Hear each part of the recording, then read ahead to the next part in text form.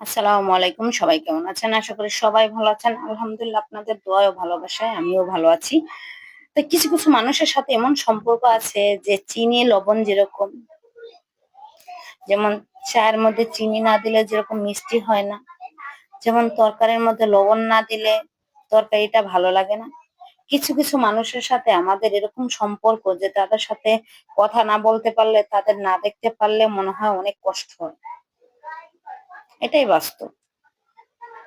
আর কিছু মানুষ আছে তাদের যদি না দেখি তাহলে ভালো লাগে, দেখলে খারাপ লাগে। আর কিছু মানুষের সম্পর্ক এমন যে তাদের যদি না দেখি তাহলে কষ্ট হয়। তাই চিনি আর লবণ ২ রকম। চিনি মিষ্টি আর লবণ হইলো নোনতা।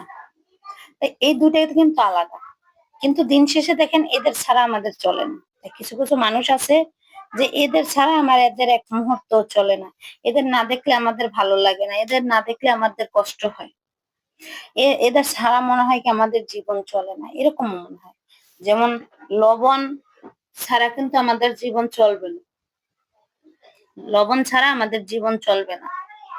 বা চিনি ছাড়া কিন্তু চা খাইতে পারবেন না, চিনি ছাড়া মিষ্টি হবে না। এরকম মানুষের সময় নোনতা মিষ্টির একটা সম্পর্ক আছে আমাদের সবার সাথে সবার। আমি মনে করি এই সম্পর্কটা থাকা ভালো। আবার কিছু আছে যে ঝাল, ঠিক আছে? ঝাল যদি না হয় তাহলে এই সম্পর্কটা আপনি টিকাইতে পারবেন না। ঠিক আছে? এই সম্পর্কটা আপনি টিকাইতে পারবেন না। যদি মিষ্টি, ঝাল, টক এরকম একটা সম্পর্ক ভালো।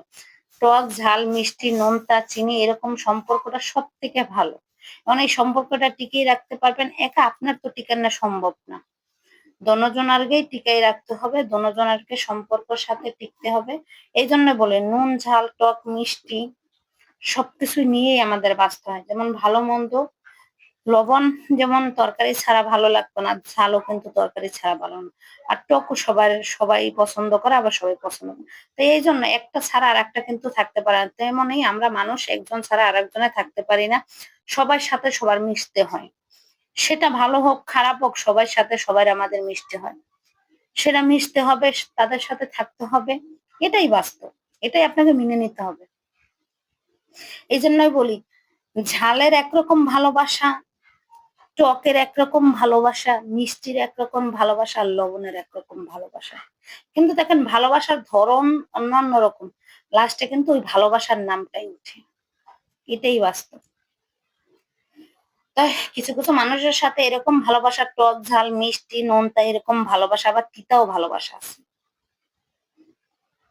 দেখবেন কিছু মানুষের আছে তাদের সাথে কথা বললে জানি কিরকম লাগে। কিন্তু তাদের না দেখলে আমাদের খুব খারাপ লাগে। এরকম কার হয় কমেন্টে জানাবেন। আসলে ভালোবাসার অনেক রূপ আছে। ভালোবাসার রূপ কিন্তু শেষ নেই। এইজন্যই বলি যে লবণের মতো একটা ভালোবাসা, চিনি একটা ভালোবাসা, ঝাল, টক, মিষ্টি সবার সাথেই সবার একটা ভালোবাসা আন্তরিকতা আছে। ঠিক না? যদি আমার কথাগুলো ভালো লেগে থাকে লাইক, কমেন্ট, শেয়ার দিয়ে পাশে থাকবেন।